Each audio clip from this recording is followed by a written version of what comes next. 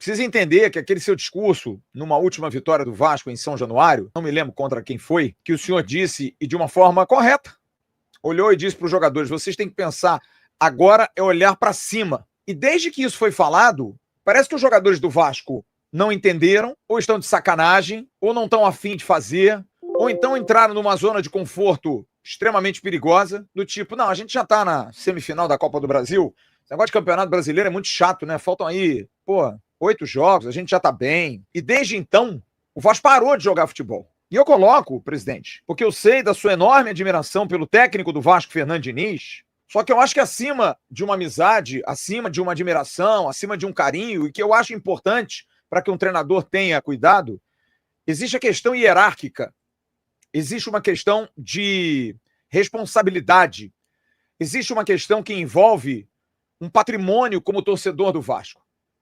Porque é muito bonito falar do torcedor do Vasco, do quanto ele apoia, do quanto ele busca, o quanto ele está em todos os estádios, mas o que o Vasco fez hoje, de novo, como foi no jogo com o Juventude, como foi no jogo com o Botafogo, como foi naquele jogo com o Juventude lá no primeiro turno, é um desrespeito ao seu torcedor. O que o time do Vasco fez hoje em campo seria, se fosse outro treinador, passível de demissão. Eu tenho tentado defender o Fernando Diniz, porque acho que a mudança de treinador é algo que se tornou muito comum no futebol brasileiro, de nossa parte, do torcedor em geral, da troca, da mudança. E não dá para mudar da água para o vinho, um time que ganhou 4 partidas seguidas, vinha 12 jogos com uma derrota, estava 7 horas sem tomar gol, um time que era sólido nas saídas, um time que era letal na frente, mas que é um time que tem características muito desequilibradas. O Vasco é um time desequilibrado. É um time que tem o 4º melhor ataque e está entre as 4 piores defesas do campeonato. E isso, presidente Pedrinho, e isso, diretor técnico Felipe Loureiro, vocês que são os responsáveis pelo futebol, isso passa pelo treinador de vocês, que nesse momento, me perdoem, não pode ser o cara que, como o Pedrinho falou uma vez na coletiva para o Diniz, você é F. Só que o Diniz hoje, ele não é F. Ele tá F o Vasco. Porque do jeito que ele tá trabalhando, sinceramente, por muito menos o Rafael Paiva, na 34ª rodada do Campeonato Brasileiro do ano passado, estava na 10ª posição, sem nenhum reforço, sem nenhum prestígio. Aliás, tinha, né? Reforços de nível foram contratados, Max Domingues, Jean Davi, estava melhor. Mas ele foi demitido, ele foi afastado. É bom lembrar que os 3 últimos jogos do Vasco ano passado, o comando foi do Felipe Loureiro, porque o trabalho era muito ruim, na ótica de quem estava lá dentro do Vasco. E é um direito. E hoje, o trabalho do Fernando Diniz é como?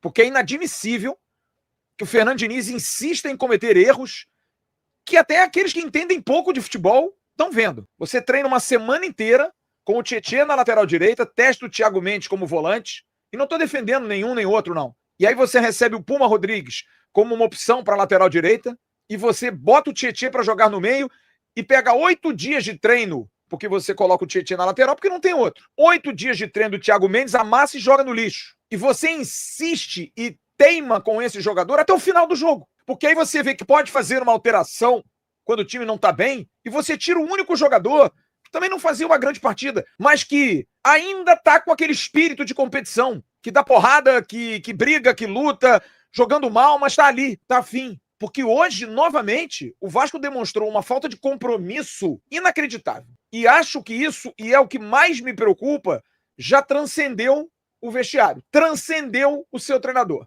Fernando Diniz é um ótimo treinador, de bons conceitos, fez o time do Vasco jogar, mas o Fernando Diniz é assim. O Fernando Diniz é muito ele nessas decisões. O Felipe Coutinho sente a perna, nitidamente, todo mundo viu, e ele tira o Felipe Coutinho depois que o Grêmio faz 2-0.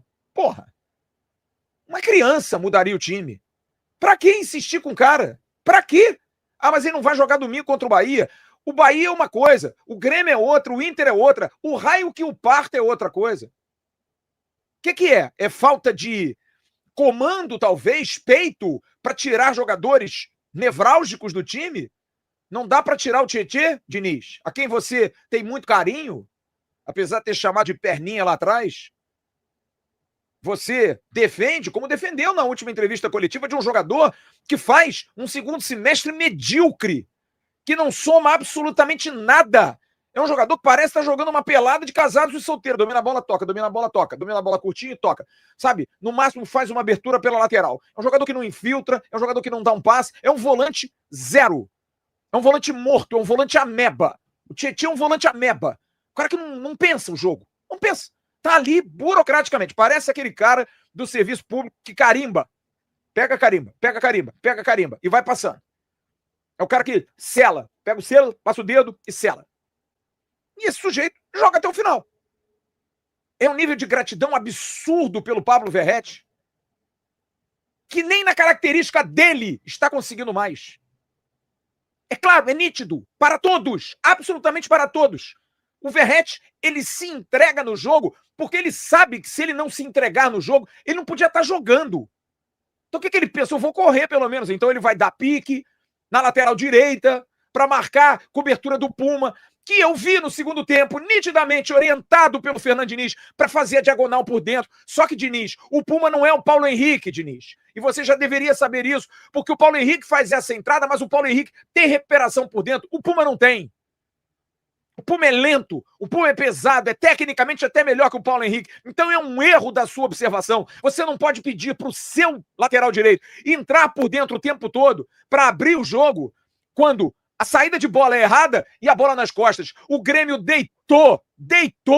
Esse gol no final aí do Amuso já era para ter saído no primeiro tempo. Por um erro de posicionamento do seu time. Expondo o Hugo Moura, que como zagueiro é uma tragédia. Eu acho que tá claro isso. E é um erro crasso, porque você não tem um substituto na zaga, porque o Lucas Oliveira é horroroso. Foi uma contratação horrorosa feita pela gestão. E você coloca o Hugo Moura, que é um jogador limitado para jogar de volante, e é muito limitado para jogar de zagueiro. Salve, meus amigos do canal, sou mais Vasco News, e nessa manhã de quinta-feira, rapaziada, nós torcedores vascaínos estamos com a cabeça quente, que o time do Vasco não ganha já há 4 partidas. São 4 derrotas seguidas e com jogos pífios. O time jogando nada, jogadores apáticos dentro de campo. Ontem poderia ter sido um placar bem mais elástico se não fosse o Léo Jardim, mas o Vasco perdeu pro fraco time do Grêmio, dentro da Arena do Grêmio, e agora amarga a 4ª derrota seguida no Campeonato Brasileiro. Tendo em vista que tem uma Copa do Brasil pela frente aí, eu como torcedor já tô desesperançoso com essa Copa do Brasil, porque o Vasco não apresenta nenhuma evolução. Pelo contrário, o nosso rival da semifinal da Copa do Brasil ganhou o atual líder do campeonato, o Flamengo, dentro do Maracanã por 2-1. Um jogo bem movimentado, o Fluminense ganhou no primeiro tempo, fez 2 gols, e no segundo tempo o Flamengo diminuiu o jogo, fazendo 2-1, e saiu com resultado positivo. E o Vasco caiu na tabela do Campeonato Brasileiro pro próprio Grêmio. O Grêmio ultrapassou o Vasco e o Vasco agora fica mais uma vez próximo à zona de rebaixamento. Para muitos eu acho que ainda é distante, mas os times que estão ali próximo da zona de rebaixamento, com 2, 3 vitórias, pode se aproximar do Vasco se o Vasco não reagir. Tem um jogo fora de casa agora contra o próprio Bahia. O time do Bahia é um time muito bom dentro de casa. É difícil o Vasco conseguir ganhar lá dentro. E mais um jogo complicado para o Diniz tentar ajeitar esse time, porque os últimos jogos do Vasco, sob o comando do Diniz, tem sido desastroso. O Diniz não consegue fazer esse time jogar bola. Parece que aconteceu alguma coisa lá dentro do vestiário, dentro do time aí, que tá horrível. Tá horrível. O time do Vasco não joga bola. Coutinho hoje se arrastando dentro de campo. O segundo gol mesmo foi um vacilo dele no meio de campo. Caiu em campo e o jogador do Grêmio fez o gol. E é isso. Não tem muito o que falar. O Vasco tem que melhorar muito se quiser beliscar uma vaga na Libertadores pela Copa do Brasil, porque pelo Campeonato Brasileiro as chances já estão liquidadas. Com esse futebol que tá jogando, acabou.